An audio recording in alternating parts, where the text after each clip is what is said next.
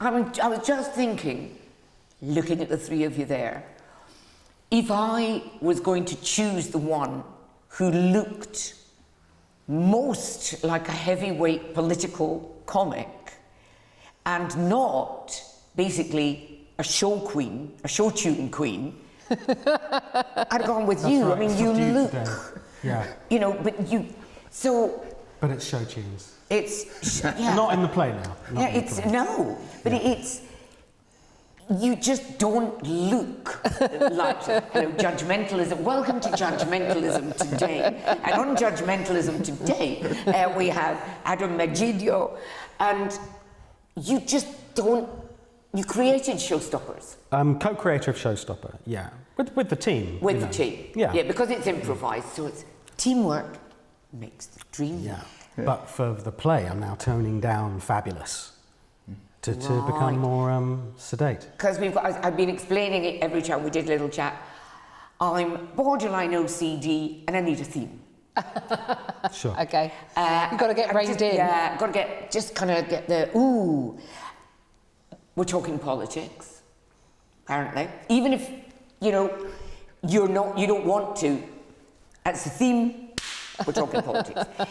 So when we were looking for an ideal, I was going to say third wheel, but that doesn't sound good. Mm-hmm. You wrote this play, a very political piece about our dear soon-to-be departed leader.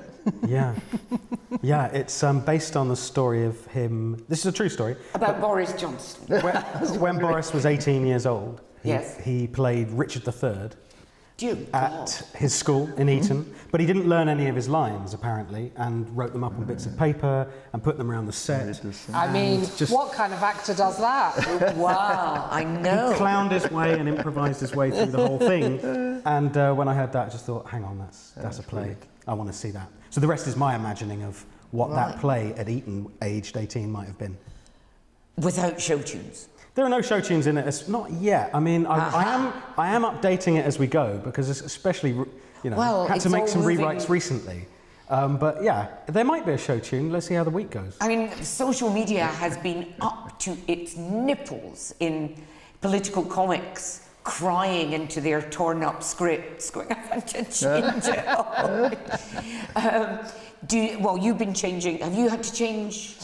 Well, not as much as recent years, with the show being about what's happening. I've just updated it. I've made it a bit more topical because I talk about the Tory party in general, and maybe I'll allude to Boris's John Lewis nightmare, which I really wish was a real John Lewis nightmare, as in, John Lewis appeared to him in his dreams to tell him how much of a terrible person he was. Like the ghost of Christmas past. Yeah, exactly. That should be a proper John Lewis nightmare. So yeah, I'm updating and I'm tweaking bits, but often, sometimes it's stuff that's in the room. Yeah. I like to refer to the atmosphere being party-like, like a Tory MP opening a food bank or something, that kind of. So that's where I tend to. That's where it sort of tends to creep in. And of course, for me, a lot of the stuff's quite personal, and the personal is the political, and vice versa. Yeah. So. Yeah, because was it Sexy Brain? Sexy Brain, yeah. I love it. I thought it was some kind of. Yeah.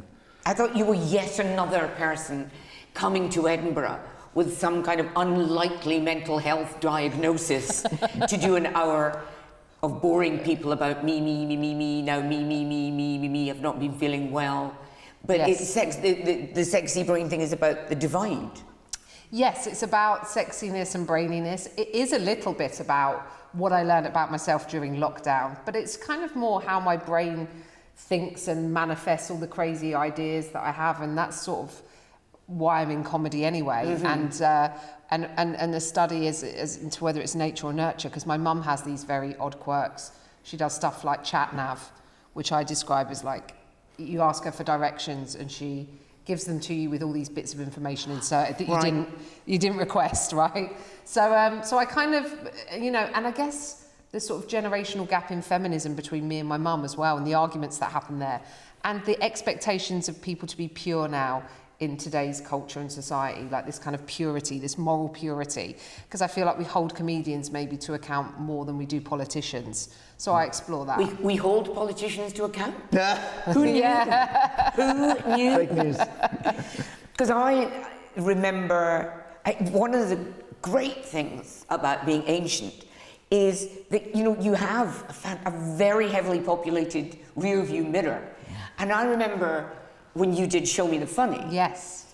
And there was like, it was like a sort of Essex girl. And now you've got all grown up and you're thinking great thoughts and you're being political. Yes. When did that happen and why? I don't know. What happens is sort of pixie manic dream girl or the hot mess has got to grow up someday, right? Well, I'm still hoping not. But I think lockdown, I mean, I was political before lockdown.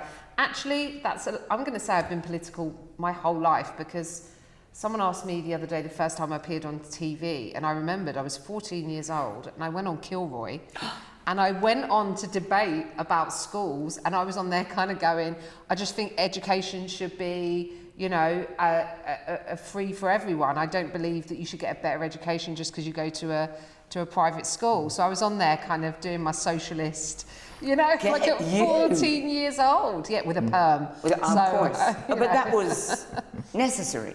Yes, it was. It was the time for a perm. Not all of us have natural curls like yourself. Yeah, I think frizz is the word you're reaching for there. I get a lot, when I'm out in Kenya, I get a lot of kids coming up and they're kind of like, oh, because it kind of looks like an afro, but it doesn't feel like an afro. It's my USP, you know, it's my child-friendly thing out there, and it's. I like that you've worked the two colours though now. It's got a touch of Cruella, hasn't it? Well, it's always that. In the best possible way. I know there is no best possible way, but I will take that as a compliment. I've been honing my Cruella for many years, but it just started as a little streak, and it's just got bigger. It's going to take over my whole head. Well, are you a proper slaphead or are you a shaver? No, this is gone. This went a while ago. I just have hair. It's just here instead. Right. Yeah. So maybe if you went into a headstand. Then. No. This is not something to demonstrate now, but I will happily go and do some research. It's not. No. Joining us with. Now you see that. Thank you very much. You put your cap back a bit so we can see my face. You don't work alone, do you? No. Did you ever work alone? No, not really. I've always ventriloquism's always been the vibe, but because I started doing comedy in South Africa post '94. It was very political, the environment. I sort of studied anthropology as the Truth and Reconciliation Commission was happening. Meet people who were tortured during apartheid and so on. So the political culture. I'm judging by the accent. South African, yeah. Just checking. Yeah. Australian. Where are you from? You might have been putting on for comedy effect. Yes, yeah. Well, I do. No, it's a racist white South African. It's kind of the sort of conversation. The show is the show I'm doing now is sort of, and most of my career is sort of race and politics in the South African world. So my main character is well known in South Africa for interviewing politicians on TV, sort of. Like on his own, and then had his own news show, sort of like a John Oliver show, but his own one on our main news channel. So it's all politics, and there's a sort of weird contract because I'm this guy riding on this puppet's career, but the puppet's career is going great. Yeah. It is on his own. Yeah. It is like existed his own world. And he went to court with a white supremacist in South Africa. He's a real he's his own celebrity. So he's got hundreds of thousands of Twitter followers, and I just got a few thousand. So it's just like I really am riding, and then people call me Chester. Now, it's very strange. You'll be very, very happy to know, because that sounds like a very volatile working relationship. It is. And one in which you are most definitely the puppet's bitch. Yeah, that's right. But everyone will be glad to know that large amounts of their Fringe registration fees have gone to doing all kinds of emergency mental health workshops and everything. So, I'm in good company. if you're feeling a bit down, might be having a panic attack, or then don't you, that's because your money's paying for it. Yeah. If you're having a panic attack about there being no Fringe app, yeah, you can go and speak to someone. That's right. You can, yes, one of the expensive emergency mental health aid, whatever they are. Do you think that comics from countries like South Africa have an unfair advantage when they're doing political comedy? Because they've had proper dark shit happening. you know, if the worst it's come, we had milk snatched, Tony Blair taking us into a completely illegal war, and Johnson. You know, it's not exactly apartheid, is it? Well, I mean, the show's about that conversation, and it's, you know, Cecil John Rhodes was a British industrialist and mining magnate who sent his money straight to Oxford. So it's most of my family is British, you know, so I've got a German surname, but most of it's Scottish and Blayloch and Potter. So my conversation is to a degree the British conversation, in that, you know, the South Africa's inequality was planned by a British businessman and he funded them. So your history in that darkness exists. It's just you have a very progressive society for the most part, versus we didn't really deal with apartheid at the end of apartheid. But did you guys deal with colonialism? You're sending refugees to Rwanda. You know, like, you know, are there any white refugees going to Rwanda? But I don't think they are. Genuinely, I think that if we tried to send Priti Patel to South Africa, she'd be considered too right-wing. Oh no, she'd fit in. We have them. Yeah, she'd fit in. Shucks. I'm very excited about the British conversation, the political stuff going on around. It's amazing. It's exciting for me to sort of deal with a whole other political world, because you kind of get used to your political space, and I've interviewed everyone and lived in that space so thoroughly. It's really great to hear you talking about, oh, you know, what's going on, how do you deal with it, the story about Boris. And there's a degree to which it's sort of, I've toured Australia and Canada, it's really fun to, I don't know how to phrase this, but when I deal with politicians, they're normally black, and they normally were involved in the struggle against apartheid, which doesn't mean they're not corrupt and they're not issues. Absolutely. Yeah. But it's kind of refreshing to have, I can punch this guy, Boris, on every level. I don't have to go, well, hang on, he's a black guy, I'm going to mock him for his sexuality. You know, that kind of, I can go all in on Boris. It's sort of a refreshing space. You can also go all in on Liz Truss and Rishi Sunak. Yes, I know, I'm enjoying that as well. Enjoy that, because you might not know this, but there's actually a memo that's gone out in the Tory party that if they vote for Liz, they get free ear piercing at Claire's Accessory. So, have you heard about this? Yeah. So, my mother always told me that only bus conductors got their ears pierced, so I never got. You should. I love the idea of you getting them done now, just going and all the way up. Yeah, huge. Like what's her name? There's a lovely, the world's most pierced woman. Yeah, lives in Edinburgh, and I interviewed her once for a television show. A lot of the time you can't make out what she's saying because there's all this cloud. But, so back to Boris. He has been. I mean, I was almost, you know, happy that he went when he went, because he was such an easy target. For you know, I felt that political comics were kind of, he's such an obvious punch bag. And a lot of the proper, hardline, difficult, edgy stuff just wasn't there, because it was a bit like when Thatcher was in power. Certainly, as pretty much all you had to do was go on stage, go, yeah, fuck Thatcher, hey, wow, standing ovation. Yeah, that was it. Yeah. Well, when someone becomes that much of a caricature, and it's the same as with Trump. Yes. You know, they're almost beyond satirizing, and then you're there trying to think up of new jokes, and then like I literally came up with a new one about Boris, and I was like, oh, and now he's on the outs. The same day that I had, that I was like, oh, no one's done this take, and then you go, oh, now in about 2 months, that's just going to be nothing. But it's surely it's just not going to get any better. When we talk about shifting deck chairs on the Titanic, at least you kind of knew Boris was an overprivileged waste of space. The expectations of him behaving like a decent human being was zero. There's less complexity to him than some other. And now we've got all these, I mean, dreadful women. Dreadful women. What's enjoyable to watch, because we went through a very similar kind of arc in the South African political space. We had a guy called Jacob Zuma, who was very corrupt, and that was a similar sort of Trumpian, Boris-y kind of. And we actually, Lois Sogola is a friend of mine who's come here quite a lot. We cancelled our TV show almost because it just got boring. It was the same jokes, the same, and it got kind of ugly, because then they would that side would get more and more extreme to go back at you and so on. You got a lot of hate online.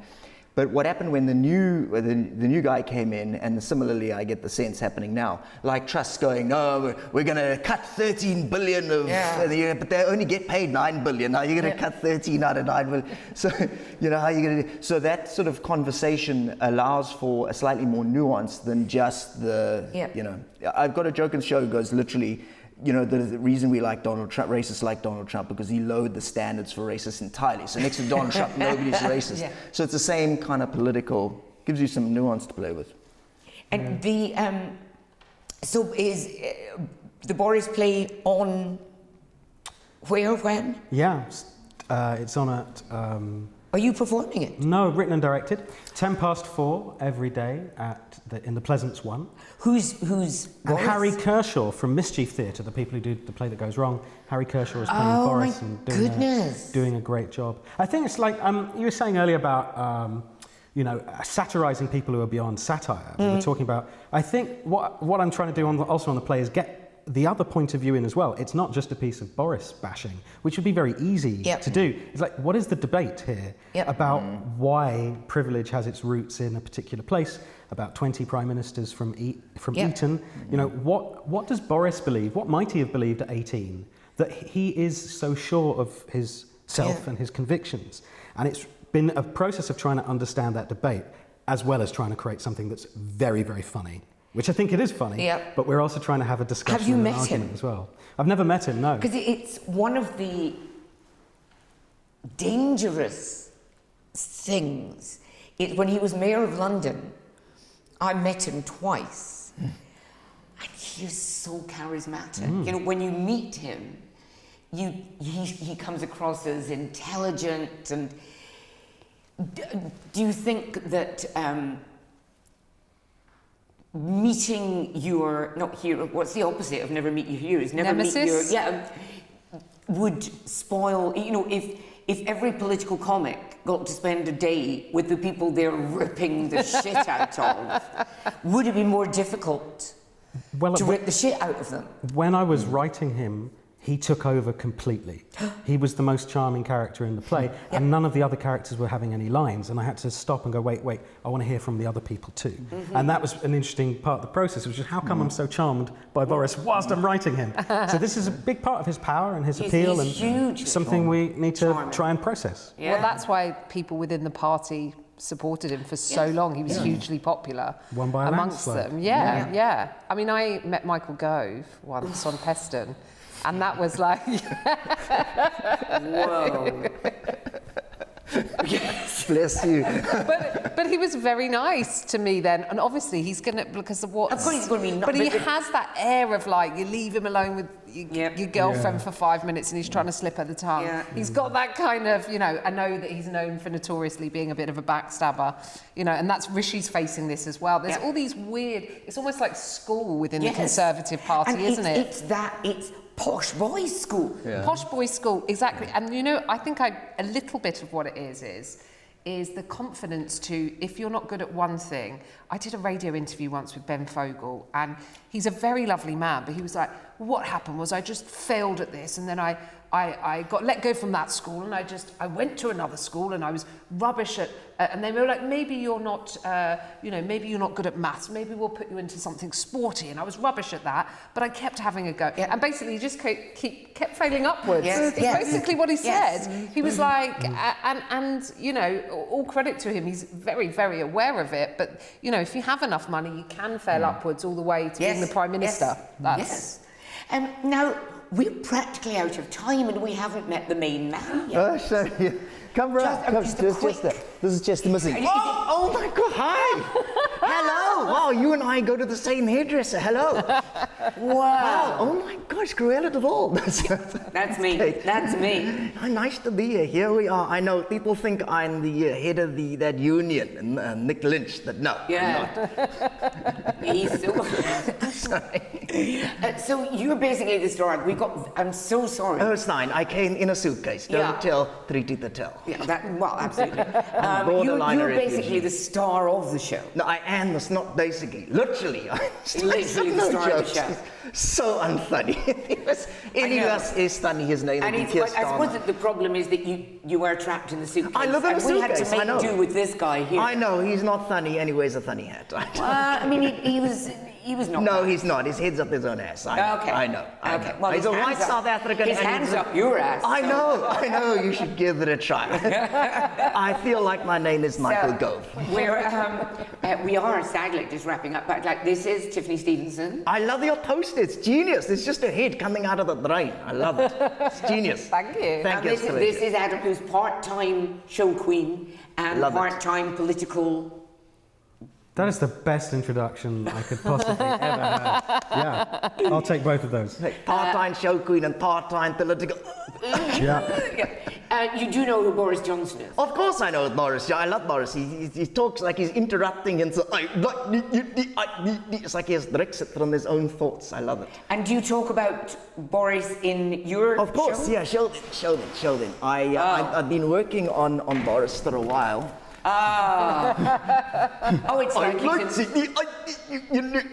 It's like he's in the room. I know, thank you. We have in South Africa they don't care about that Boris stuff, so I'm gonna try it for the first time.